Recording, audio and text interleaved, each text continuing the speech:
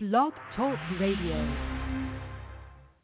Hey, it's Flo, and this is my impression of a person having a phone conversation in the elevator. What? Yeah, no, I'm in the elevator. The elevator! Yeah! Anyway, I bundled our home and auto insurance through Progressive. No, bundled. We're gonna save big bucks now. No, bucks! Bucks! Bundle your home and auto through Progressive and save. Hello? Hello? She hung up. Progressive Casualty Insurance Company affiliates. Home insurance provided and serviced by other select insurers. Blog Talk Radio. Franchise interviews. From Easton, Pennsylvania to Sydney, Australia, you're listening to Franchise Interviews. Franchise Interviews.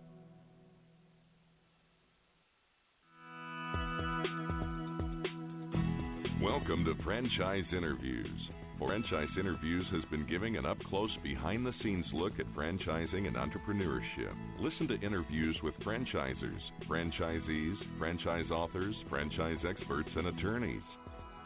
And now, welcome your host, Marty McDermott, and Franchise Interviews.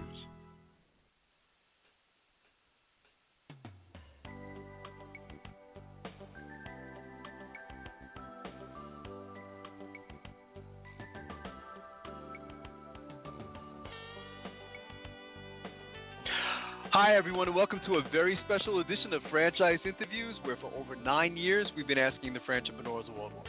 I'm your host, Marty McDermott. I'm the president of Franchise Interviews, and we have a great show today. We're meeting with David Wild, director of franchising for Sloan's Ice Cream. A true icon of South Florida, Sloan's is known for its award-winning luxury ice cream flavors, candies, and world-class bakery items. We're going to talk to David about that in just a moment on Franchise Interviews. So stick around because we got a great show.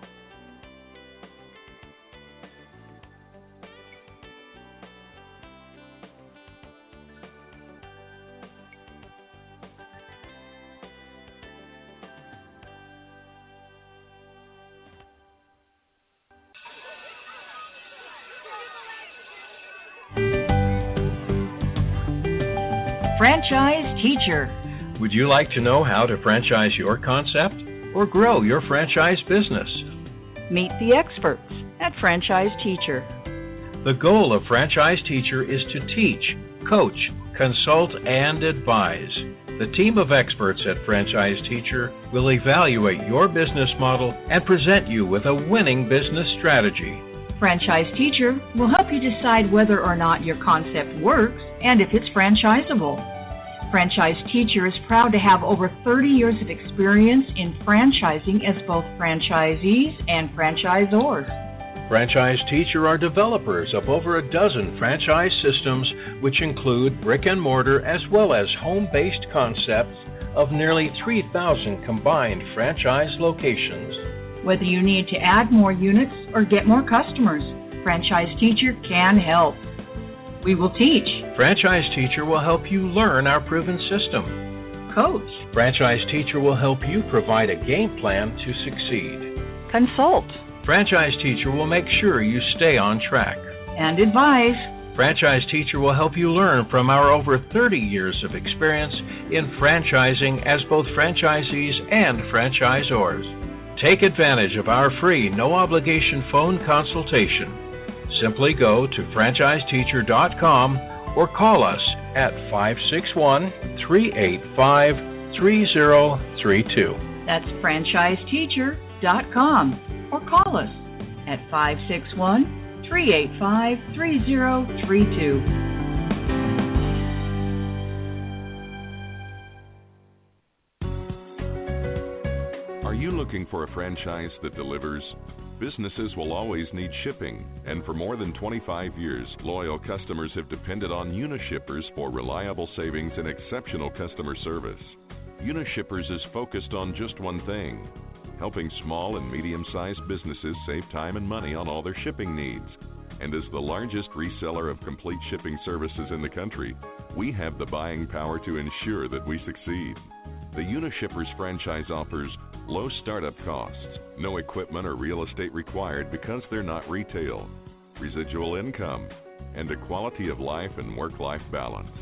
For more information on becoming a Unishippers franchisee, go to www.unishippers.com and click Franchise Opportunities, or call Franchise Development at 801-708-5822. That's 801-708-5822. Franchise Interviews.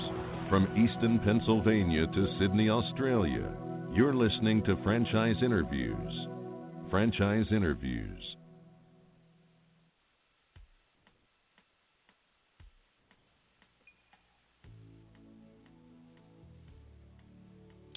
Hi, everyone, and welcome back to a very special edition of Franchise Interviews, where for over 9 years, we've been asking the Franchipreneurs one-on-one. I'm your host, Marty McDermott. I'm the president of Franchise Interviews, and we have a great show today. We're meeting with David Weil, director of franchising for Sloan's Ice Cream. A true icon of South Florida, Sloan's is known for its award-winning luxury ice cream flavors, candies, and world-class bakery items. Hi, David. How you doing? Welcome to the show. I'm doing well, Marty. Thanks for having me.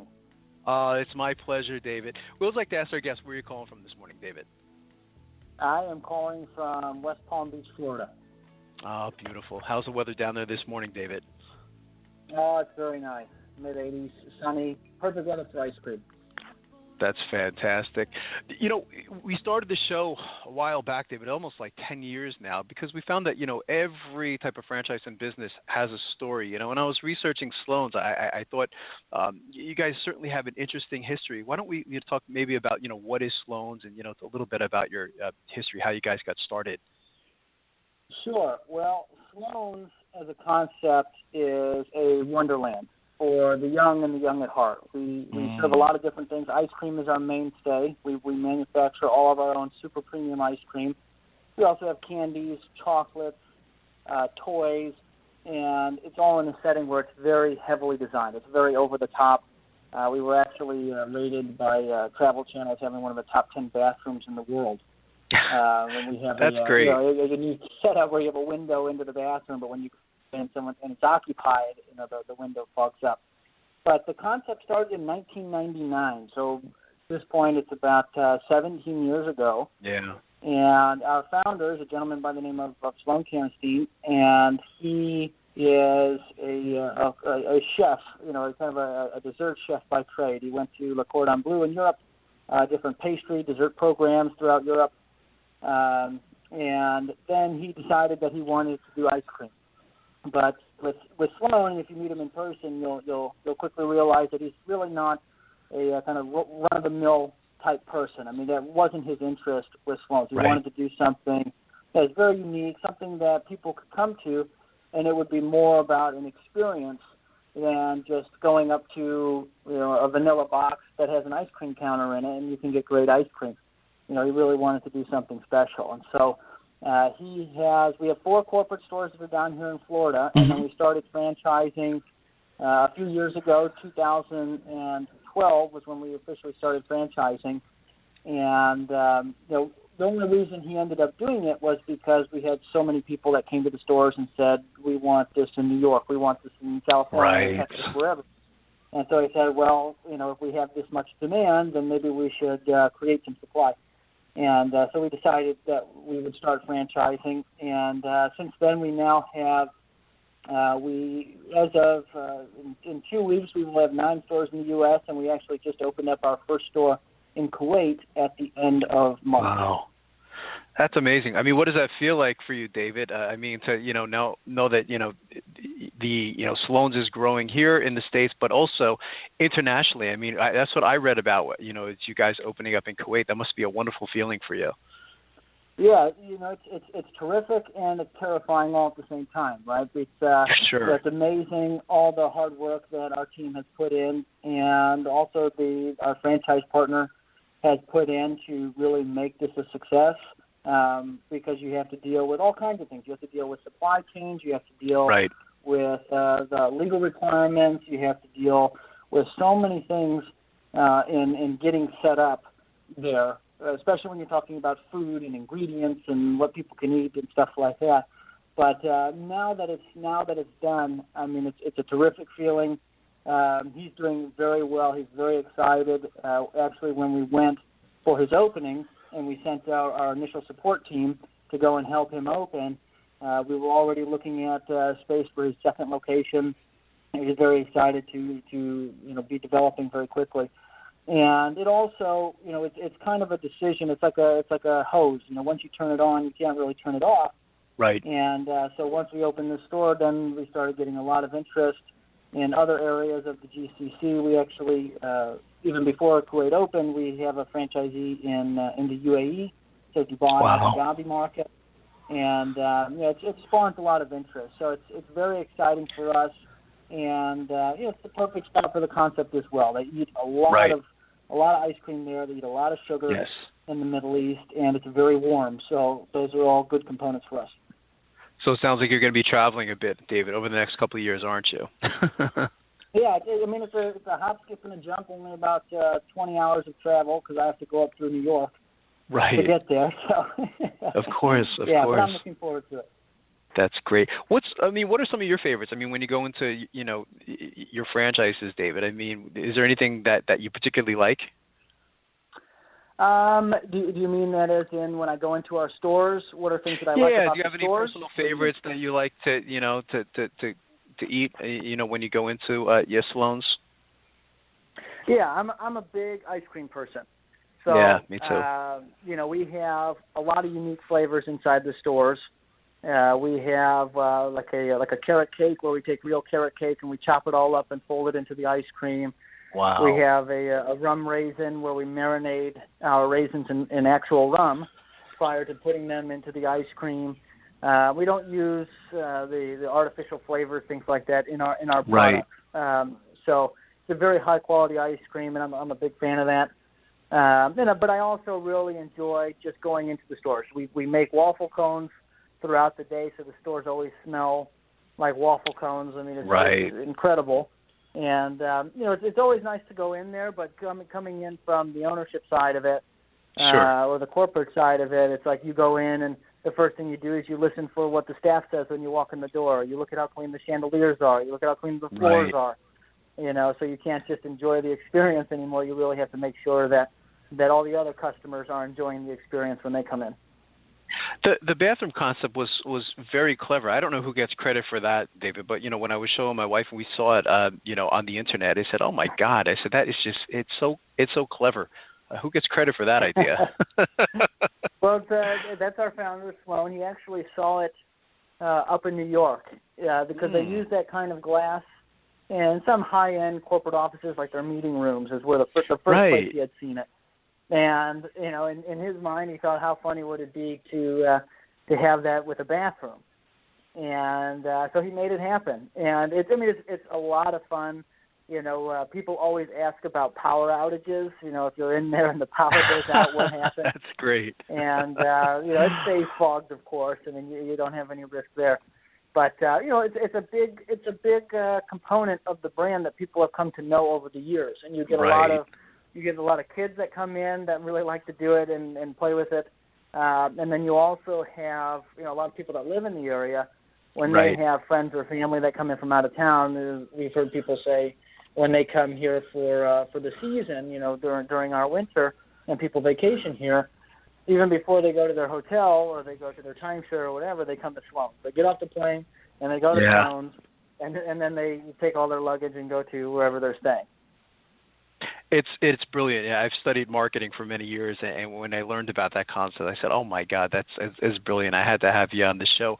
If you were at a franchise show, David, because of course there are other ice cream franchises out there, and a prospective franchisee came up to your booth and they said, so what do you guys do? Are you an ice cream franchise? I mean, how do you typically respond to that statement? Well, we say that really we're in a lot of different industries. Mm-hmm. Right, we're in the ice cream industry, we're in the chocolate industry, we're in the toy industry, we're in the candy industry. So we're in all of these different things, and what that allows us to do is kind of elevate ourselves from the competitive marketplace that a lot of these other people are. Because the big thing is that a lot of these concepts focus specifically on one thing. You have a lot of really great concepts that do. And maybe they just do ice cream, or they just do chocolate, or they just they just do one component of that. And what we have found is that by combining all of these things, One, it allows you to counteract seasonality in some markets because Yes. ice cream and chocolate are very countercyclical. But then also is it allows you to focus on kind of a creativity of the store rather than a specific product. So it's really helped us whenever we do product development or look to put new things in the store, is that as long as it has sugar, as long as it's a sweet, it matches with the concept. Whereas if you just focus on one thing and then you say, you know what, I want to add this. I want to add whether it's waffles or I want to add this or that. It's a little bit harder to make that transition, and so that's helped us a lot. Sure. As we've grown over the years. That's fantastic. So as the director of franchising, I mean, what types of characteristics or traits will you be looking for then, David, in your franchisees? The biggest thing that we look for is passion for the business.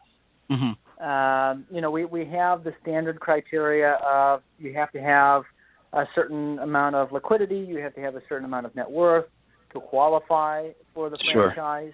We do look at past experience as well. The franchisees that we have now are all accomplished entrepreneurs in their previous lives, and but they are very passionate about the brand, and they have families, and they really want to get involved with us. And so that's one of the big things that we look at. Every single franchisee that we have has been to Florida, has met the owners of Sloan's. We've sat down, we've had our meetings, we've gone out to lunch, and really get to know each other because, we're together for a long time, and there's a lot of trust that's involved with all franchising. And so we want to make sure that we have we have the right partners. We have people, because even at this stage, we're still technically, it's 9 stores, going on 10 stores in a couple of weeks. We're still a small franchise system, and so we really have to have a very strong relationship with our franchisees, and knowing that relationship and the experience that our franchisees have can really help them, be successful with their stores. Yeah, it's used a lot of key words, in your description, David. Relationship, trust, and that's all important to franchising, isn't it? Yeah, very much so. It's much more. You can see in the franchise world, you have all types of concepts, but with franchising, with any kind of franchising, the relationship is the most important part. I mean, as much as a business, as much as we're, financially vested in getting franchisees and having stores open, things like that, we're not in this for the short run. I mean, we're not in this to get as many stores open in the next 3 years and then get out. Right. I mean, we want to be around the next 50 years. We'd like to be the prominent ice cream player. That's fantastic. What's the training like, David? I mean, once you decide that, you do like them, they like you, and they want to become a franchisee, what's the training like? I mean, do they come to, Florida for the training? Yeah, so we have 2 different components of the training. So we have the first component, which is in Florida, and it's a month-long training session where you are at our corporate stores. And this goes all the way through the process, everything that you need to know about the stores, how to make everything, and it culminates with you actually running our store for a period of time at the end of your training. So we watch you, we see how you do, and then when you go back and you're opening up your own location, well, then we send people to the opening. So we have a team of people that will come to each store when it opens, and the people that we send are very multifunctional. So they can just be a worker, they can just show up and they can just scoop ice cream and make sundaes and have great customer service and lead by example. Or, frequently, we have them doing some mild training in the stores, helping out the staff with a lot of things. The first day you always have people that forget exactly what goes in, maybe a certain kind of sundae or something like that, and so they're there to help out. And that time, we're typically there for, 5 to 7 days that we are supporting our franchisees when they open. What's the feeling like for you, David? I mean, when, every time you mentioned like a new one's going to be opening, I guess, in a couple of weeks, what's that feeling like for you today? It's a lot of excitement. I being the director of franchising, I have a lot of involvement with the franchisees, assisting them as they're getting their stores. put together, and they get excited, and I get excited. You know, their excitement is very contagious. And so with the store that we have opening up in 2 weeks, it is his second location. Right. So he knows what he's doing. You know, he knows how to run the business. He knows what needs to be done with an opening. So, I mean, that's very helpful. But at the same time, it's his second store. He's gotten a lot of fanfare, a lot of press around the opening. And, you know, at this point, he just wants to get it open and start serving customers. And I'm going to be out there with him. You know, I'm flying out it's in San Diego, so I'm flying out to San Diego next week. And we're all just very excited. It's going to be interesting, too, I guess, David, you know, as, you know, Sloan's grows over time, you know, and, you know, you have your single unit franchisees, and, you know, it's going to be interesting to see, you know, I suspect that this is going to happen a lot with Sloan's, is that you're going to have multi-unit franchisees. You know, they're going to see the success of Sloan's, and they're going to say, you know what, this will work in, you know, the next town over, or, you know, in another geographic area. You know, and I guess that's going to change the role for the franchisee as well, isn't it? Kind of like managing two different stores. Oh, absolutely. I mean, making the step, for any franchisee, making the step from 1 to 2 units is difficult, because it's a different set of skills that you need in order to be successful. It's a lot more on training, a lot more on management than just how much you can scoop, how well you can schedule, and, you know, when you have one unit, you can be the manager of that one store. Right. So, but, I mean, that's really what we look at with our franchisees. We never go into a franchise partnership with the anticipation that they will open one store. Now, it may start that way. You know, it may start that they have one store and they grow into multiple, but we're always looking at, you know, would this person be able to handle multiple locations? Do they have the funds for multiple locations? Because once you see a store and you open up, and if you're satisfied with the performance of that store, well, then you want to do more, right? I mean, you want to open more because you found a good horse, so now you actually want to ride it. And so, you know, and so once you do that, we have to, as a franchisor, we have to keep that in mind. Even if they don't have that in their mind on the first day, we have to keep that in our mind, so that way we can, you know, when they open that second store, that we know that we still have a good partner. That's fantastic. What drew you to Sloan's, David? I mean, what do you like about Sloan's as a franchise opportunity? Well, Sloan's as a concept is very unique. And as a franchise opportunity, it gives you immediate recognition because of the way that the stores are set up. You know, it's not a very common type of business, and so the marketing of these stores, excuse me, there's a lot that just goes into the visibility and the foot traffic. You open up, and you have a lot of customers. Now, when I first got involved, the biggest driving factor was the owners. The owners are terrific people. You know, when it comes to looking out for the integrity of the brand, they are just incredible. At the decisions that they make, at you know, having the right amount of flexibility to handle different markets, but also make sure that the concept doesn't get diluted by being, you know, too different in different markets. And so I think that they really have what it takes to make it into a successful system, and that's what's, even with our franchisees, you know, whenever you're looking at a franchise, that's what you have to look at, because the owners or the CEOs, you know, the top brass of the company are ultimately who is going to decide what you look like in 3 years, 4 years, 5 years down the road. And as a franchisee, you're still in. 10 years down the road, you're still in. So you have to, you know, you have to make sure that you're confident in those people. That's great. How much space is required to, you know, open up Sloan's, David? And I guess, you know, location, you know, is probably, of course, key, you know, to Sloan's, because it is a destination place. But, you know, maybe you could talk a little bit about, you know, how much space is required and what you look for in a location. Sure. So space required is typically 1,700 to 2,000 square feet. We do have some non-traditional locations. You know, we have some smaller stores, like the one that we're opening up in San Diego is a small. It's like a pavilion in an entertainment district, and so that's a non-traditional and exciting store for us. But the big thing with the real estate is walking traffic and evening traffic. You think about when do you eat ice cream during the day? And a lot of times that is in the evenings, and it's also when you're walking. You know, we get a lot of business just from people walking past, smelling the waffle cones, seeing the store, and being attracted into the business.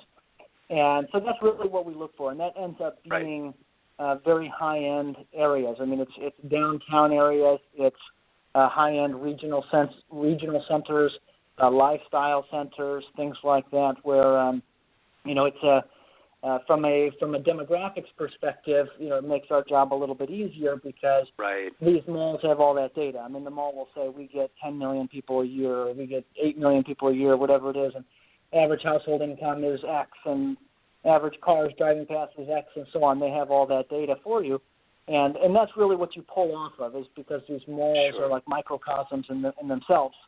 So you're able to that's actionable data.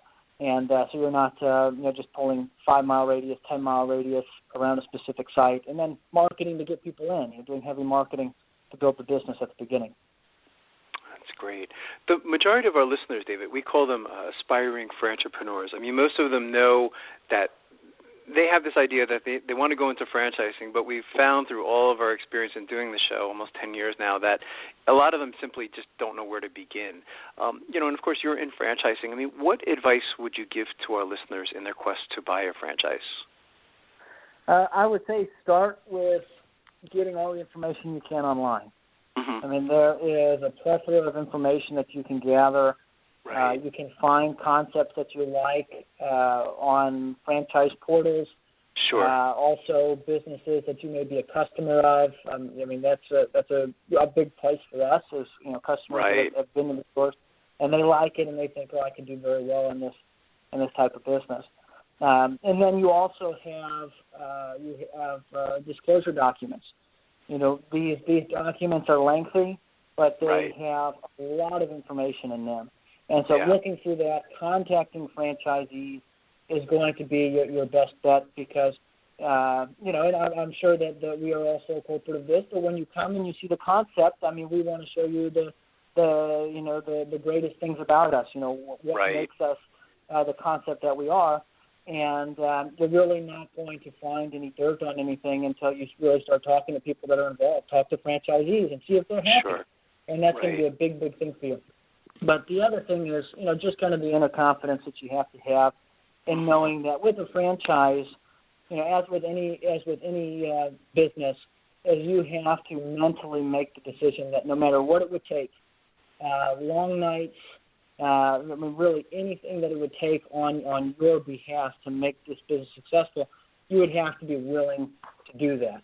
And so you want to make sure that it's something you like. If you like ice cream, you like kids, you like smiles, I mean, that's really something that we are catered to. But if you're more of a sales-oriented person, or you're more of a, whatever you like to do, that you think that you would enjoy doing, that's what you want to get into. Because when we talk about multi-unit ownership, and, a lot of people, when they first look at a franchise, these entrepreneurs like you're talking about, a lot of people have the gold at the end of the rainbow, vision where they'd love to own multiple units. They'd love to have this empire. And you're really not going to get there unless you really like what you're doing and you put in the time at the beginning, because doing that is going to give you the flexibility in the future to open more stores, get involved with multiple brands, really build your skills as a manager and as an entrepreneur to do that. And so I think that that's a big component of success. Yeah, it's a great response, David. I like how you mentioned that. It is a lot of work, isn't it? I think sometimes, our listeners or just people that, are interested in getting into franchising, sometimes they think it runs on automatic pilot, and it doesn't, does it? I mean, no matter what franchise you're getting into, it's going to take a lot of work, isn't it? It absolutely is. The benefit of going with a franchise is the fact that some of the most difficult decisions are already made. Right. And this is things like, what are your products? Where are things getting produced? What are your prices?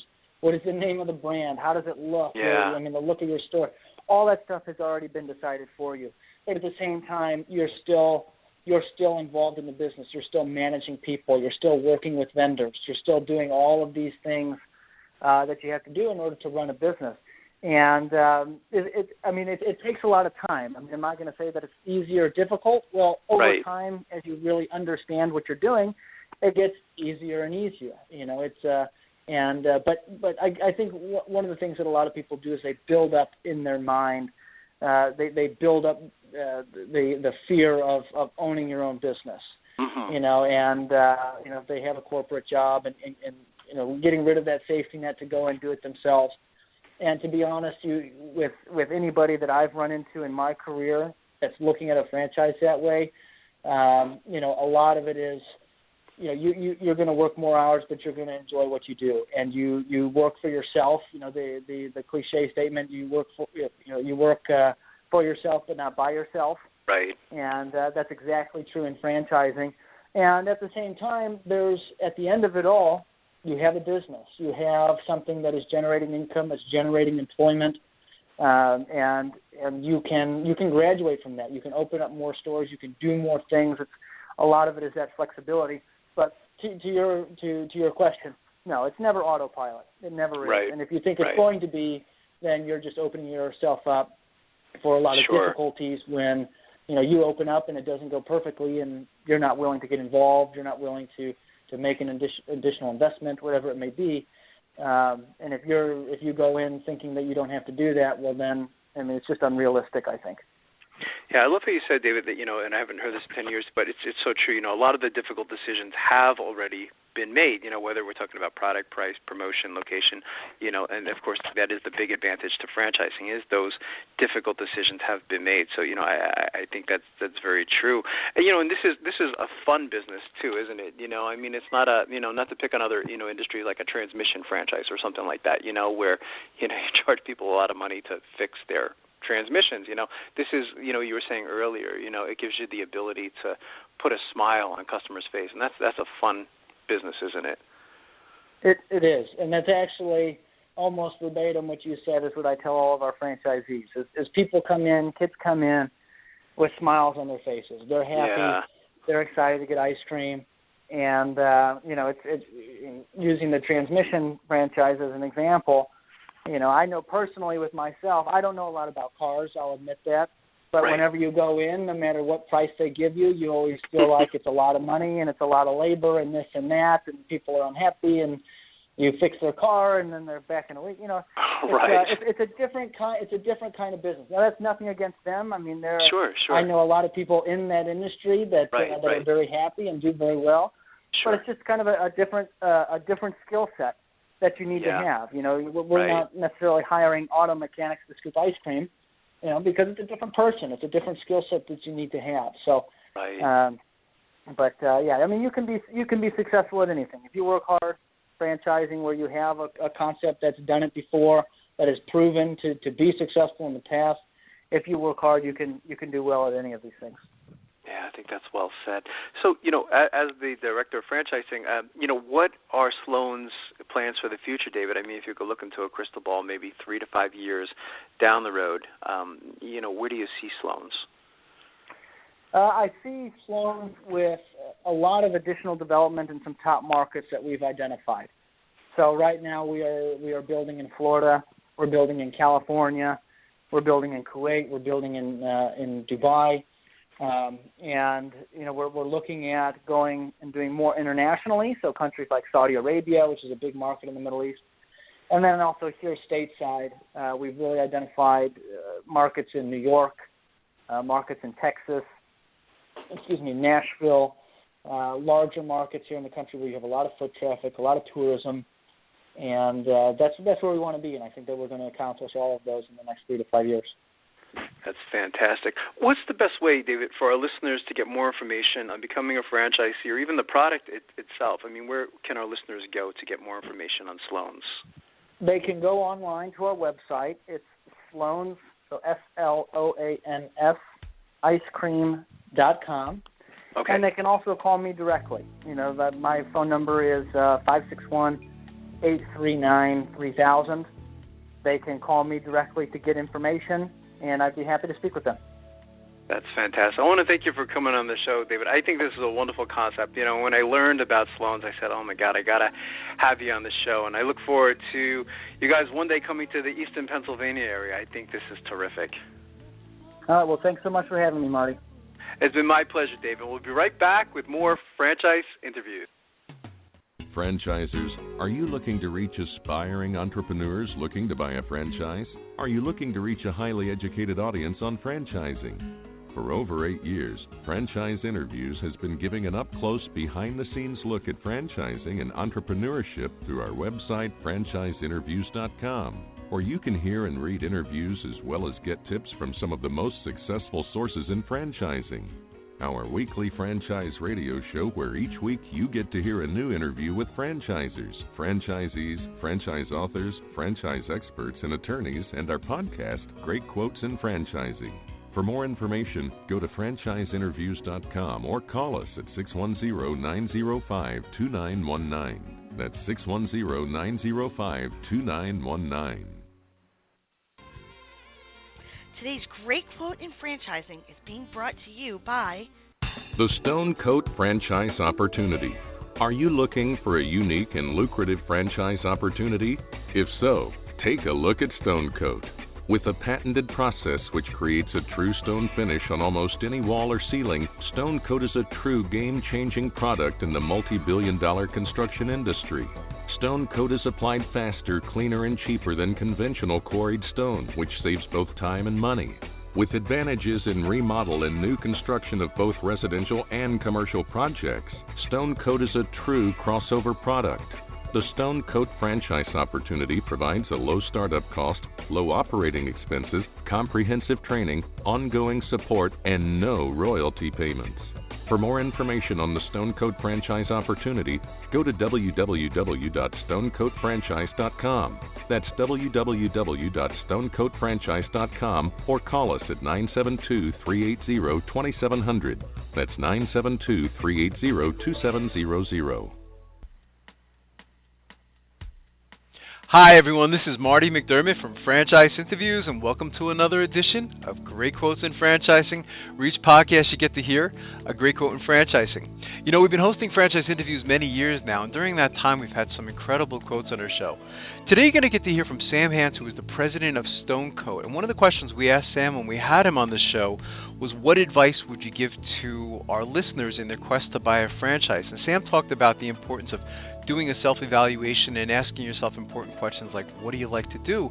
Because in franchising, experience can be taught. So let's listen to what Sam had to say. Probably one of the most qualified people to answer the question, studying your background, Sam, is what advice would you give to our listeners? We call them aspiring franchipreneurs. You know, most of them are looking to buy a franchise. But as you know, I mean, there's so much out there today. We find that a lot of them just simply don't know where to begin, and it becomes a bit overwhelming. So what advice would you give to our listeners in their quest to buy a franchise?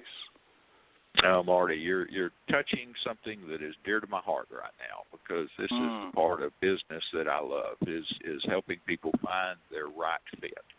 And that's the primary thing that I tell people. Your starting point is to do a self-evaluation and come up with the things that you like to do. If you are not a hands-on person, don't get into the lawn maintenance business. Right. If you like being outside, there's all kinds of businesses to look at outside. If you're more of a analytical bookkeeping type person, there's franchises there. If you have love food, then food offers great opportunities. So that's the first thing I tell people, is really decide what you want to do, what you like to do, not necessarily what you have experience at, because in the franchising world, the experience can be taught. So that's the first starting point. Second thing I tell people is figure out your resources and don't overextend. The Chamber of Commerce, National Chamber of Commerce, says that the number one reason for business failures in the United States is undercapitalization. So you've got to know your resources and don't overextend it. Talk to the people that are most important to you and get their input. And I always tell people, give your loved ones permission to hurt your feelings if that's what it takes, so they can be brutally honest about what they see in you. Then when you get to the company, research the owners first. Know who the owners are. Go visit them. Make sure that their goals and ambitions align with what you really are looking for. And character is important. It's extremely important. Yeah. And then the second thing you want to research is the industry. Is it a good, stable industry? And instead of some fad that could come and go. And then the third thing is research the franchise model. Most people get that a little out of order because the first thing they want to do is research the franchise model. And I tell them, no, back up and go look at the owners and then look at the industry, and then thirdly is look at that. And finally, franchising is not selling. Franchising is finding good fits and good matches for life ambitions between the franchisee and the franchisor. And if anybody is pushing you or pressuring you to purchase a franchise, then you need to run away from that as fast as you can. The people on the other side of the table from the prospective franchisee should be just as anxious to get involved in understanding what both sides are looking for. Wow, it's a great answer. We've been doing the show 10 years, and I have to say that's one of the best responses we've had in almost 500 shows. So I could tell you've been doing this a long time. Thank you. It just included everything. It's just a great response. So what are the plans then, Sam? I mean, I can ask you as the president of the organization. I mean, where do you see Stone Coat maybe like 3 to 5 years down the road? Well, if you'd like to hear that whole interview with Sam Hance of Stone Coat, all you have to do is go to franchiseinterviews.com, go to our franchises by category page, and go to our home repair and improvement category. You can hear that whole interview. And Sam had a lot of great advice during that particular show. And finally, we just want to thank everyone for making this podcast such a big success. It's hard to imagine now that we've been doing the show almost 10 years now and approaching 500 shows. So we just want to thank everyone for all their support. And we'll see you again soon with another edition of Great Quotes in Franchising from Franchise Interviews. Take care, everyone.